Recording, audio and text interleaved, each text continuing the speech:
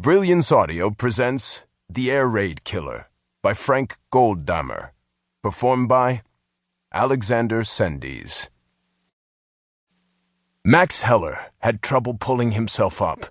His 6-foot frame barely fit in the BMW sidecar, but a military motorcycle was the only vehicle available. He winced as he freed his right leg and planted both feet on the cobblestones.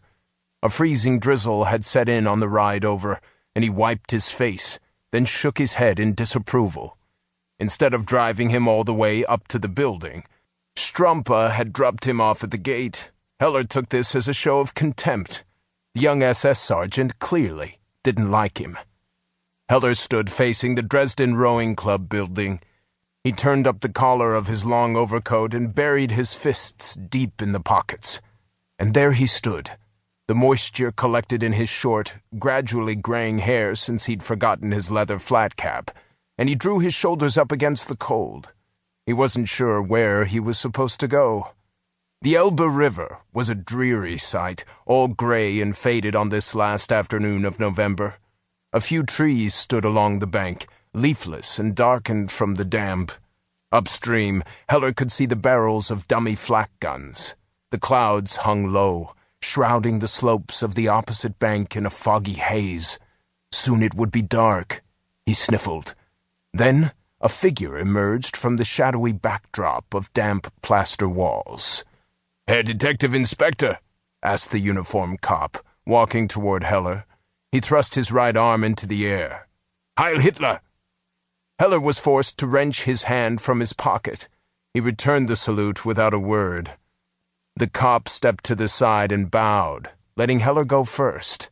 "It's in the old boathouse," he said. It was less than 50 yards away, yet the cold had crept into Heller's bones, and he struggled on his right foot. He took every step with caution, feeling the cop growing impatient.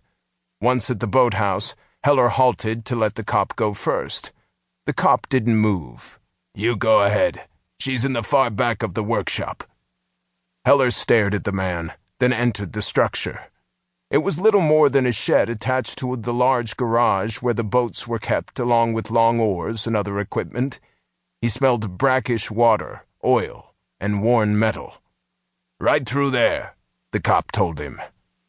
"You could just go first," Heller said, annoyed. There was a light on, though the bulb was weak and dim. It was depressing, like everything these days. "No one else here?" Heller asked. "No photographer?"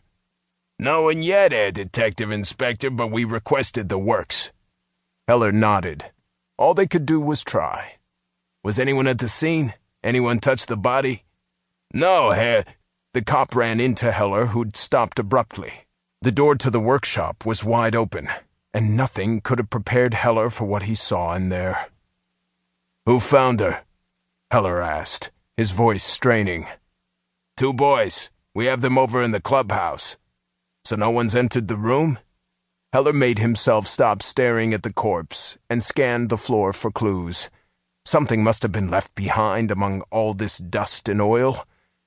The blood had congealed. A pool of it had formed rifts like a dried-up mud puddle.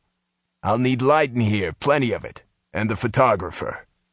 We'd have to black out the windows." "Then get it done." The cop nodded and disappeared. Heller studied the woman.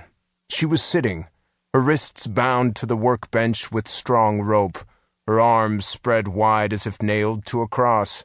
Her blouse and undershirt had been torn open, her skirt as well. A length of the same rope was used to bind her legs. Her lower areas were fully exposed, her underwear and long stockings pulled down to her ankles. Her head hung forward, down to her chest, and Heller could only see the back of her neck. He wiped at his face again.